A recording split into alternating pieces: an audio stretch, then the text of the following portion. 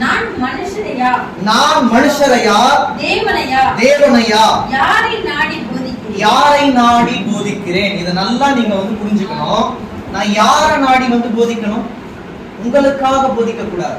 தேவன் தந்த வார்த்தையை தான் உங்களுக்கு போதிக்கணும். தேவன் சில நேரத்துல நான் மாம்சத்துல ஏதாச்சும் டாபிக் எடுத்தா தேவன் அதை மாற்றுவார். பல நேரங்கள்ல மாற்றுவார். இதான் 3வது தடவை இதை மாத்தினார். இங்க தான் எடுத்தேன். இது தேவனுடைய வார்த்தையே அனைத்து காரியங்களையும் வெளிப்படுத்தியது. யாரை நாடி நான் போதிக்கணும்னா, மனுஷங்களை பார்த்து என்ன பண்ணக்கூடாது, நான் போதிக்க கூடாது. ஓகே, இவங்க எல்லாம் எனக்கு எல்லாம் க்ளோஸா இருக்கிறதுனால ஆசீர்வாதமான வார்த்தைகளை சொல்லலாம் அப்படின்னு நான் என்னோட மாம்சத்துல இருந்து பேச ஆரம்பித்தால் ஆவியானவர் என்னை விட்டு விலகிடுவார். யாரை நாடி நான் பண்ணணும்? நான் போதிக்கணும். தேவனை நாடி தான் நான் பண்ணணும். போதி கீழே வாசிக்கலாம். பிரியப்படுத்த பார்க்க கூடாது. என்னுடைய கூட பிறந்த சகோதரனா இருந்தாலும் பரவாயில்ல, அப்பா அம்மாவா இருந்தாலும் பரவாயில்ல, தேவன் எனக்கு ஒரு வார்த்தையை சொல்லுன்னு ஒரு வார்த்தை கட்டளையா கொடுத்துட்டாருன்னா அந்த வார்த்தைய நான் சொல்லணும். அது ஒரு எச்சரிப்பின் வார்த்தையா இருந்தாலும் பரவாயில்ல, சொல்லணும்னா சொல்லணும். இது 3வது தடவை தேவன் அந்த டாபிக்கை சேஞ்ச் பண்ண. வீட்டுல உட்காந்துக்கிட்ட வேற ஒண்ணு எடுத்தேன். நீ மாம்சத்துல பேசினா என்னுடைய ஊழியத்தை விட்டு விலகுன்றுவார். அவருடைய ஊழியத்தை நான் உண்மையா செய்யும் போது ஆவியானவர் மறைத்து இடைப்படுவார். அப்ப யாரை நாடி நானா போதிக்கணும்?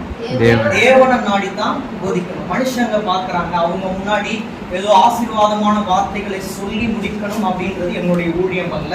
அப்படி தேவன் அழைக்கவும் இல்லை. கீழே வாசிக்கலாம். நான் இன்னும் மனுஷரை பிரியப்படுத்துகிறவனா இருந்தால் நான் கிறிஸ்துவோட ஊழியக்காரன் அல்லவே. நான் கிறிஸ்துவோட ஊழியக்காரன் அல்ல. நான் கிறிஸ்துவோட ஊழியக்காரனா யாருக்கு உண்மையா இருக்கணும்?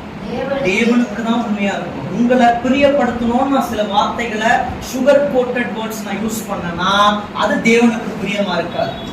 தேவனுக்கு நான் பிரியமா இருக்கணும்னா தேவன் என்ன வார்த்தைகளை என்னுடைய ஆவியில கொடுக்கிறாரோ அந்த வார்த்தைகளை நான் பேசுவேன். ஆனால் தேவன் மகிமைப்படுவார். நம்ம மகிமைப்படக்கூடாது.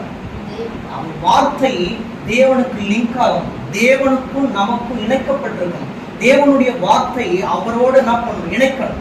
அப்படிதான் தேவன் இன்னைக்கு நம்ம உங்ககிட்ட பேசுவார். நம்ம நேரடியா தேவனுடைய வார்த்தைக்குள்ள நம்ம போகலாம். எடுத்து வாசிக்கலாம். எசேக்கியல் 12:28. எசேக்கியல் 12:28.